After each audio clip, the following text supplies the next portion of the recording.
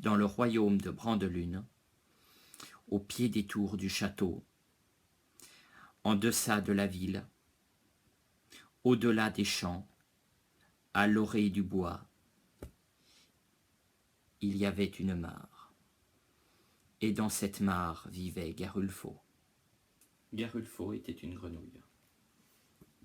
C'est aussi le titre de cette bande dessinée, scénarisée par Erol et dessinée par Majorana, publiée aux éditions Delcourt. C'est d'ailleurs notre conseil de lecture du jour. Donc nous allons parler de cette bande dessinée en nous intéressant à plusieurs niveaux de lecture. Un niveau de lecture tout simple, celui qu'un enfant de, disons, 11 ans va comprendre au premier abord. Ensuite, un niveau de lecture un peu plus élevé, on va dire pour un adolescent. Puis, un niveau de lecture totalement adulte avec un côté philosophique, le côté philosophique de cette bande dessinée. Commençons par le niveau enfant. Donc nous recommandons cette bande dessinée à partir de 11 ans environ. Il y a différentes aventures rocambolesques dans cette œuvre. C'est une histoire distrayante, l'histoire d'une grenouille qui devient prince. Il y a beaucoup d'humour et beaucoup d'aventures dans cette bande dessinée. Il y a aussi un niveau de lecture adolescent. On voit dans cette œuvre de nombreuses références aux contes de fées avec une réécriture. En fait, on joue avec les codes, on fait des références aux contes, on a une sorcière, une grenouille, une princesse, avec une princesse qui est vraie et une princesse qui est fausse, un prince qui est un vrai prince et un prince qui est un faux prince, puisqu'en réalité c'est une grenouille qui s'est transformée en prince. Inversion du cliché, du motif habituel du conte. Alors on va prendre un petit extrait pour illustrer cela. Attends. Je suis malveillante, cruelle et repoussante. Mon âme est plus noire que la suie des fours infernaux.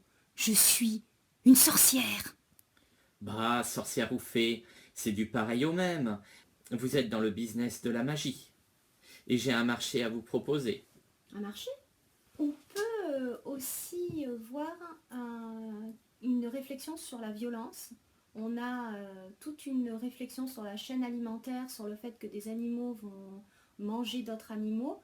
Et cela va se refléter d'un point de vue humain, où on va avoir des gens qui sont agressifs, qui détruisent plus ou moins les autres. Donc on a tout ce niveau de réflexion-là.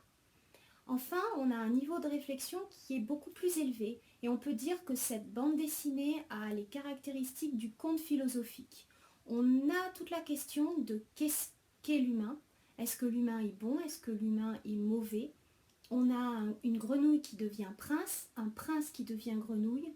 Donc au final, qu'est-ce que l'humanité et quelles sont ses caractéristiques, avec une question sur l'identité évidemment, puisque le personnage principal cherche qui il est. Voilà. Prenons un exemple. Devenu homme, tous mes proies, cela me rend-il féroce pour autant? Bah, ça n'est qu'une question de dentition. Ceci était un petit exemple sur la question de la férocité, de l'agressivité, de la raison de cette violence, de cette agressivité. Mais nous avons aussi d'autres extraits sur la philosophie et la question de qu'est-ce que l'humain. L'humaine nature est ainsi faite, beaucoup de pire pour un peu de meilleur. Je me refuse à vous croire, pour preuve du contraire, je m'en vais trouver l'homme le plus admirable qui fût. Prenez à droite. Et cet homme que Garulfo va chercher, aussi admirable qu'il fût selon son point de vue de grenouille, n'est qu'un simple pêcheur, chasseur, braconnier, donc quelque peu mauvais. Il est, du point de vue de la grenouille, vu qu'il pêche des prédateurs, quelqu'un de bien. Et une fois qu'il est humain, cette vision change. Et ce qui était bon d'un côté ne l'est pas forcément de l'autre, et vice-versa. En parlant du prince et de la princesse, du jeu sur ces éléments, nous avons Garulfo qui, transformé en prince suite à un baiser d'une servante, prend celle-ci pour la princesse.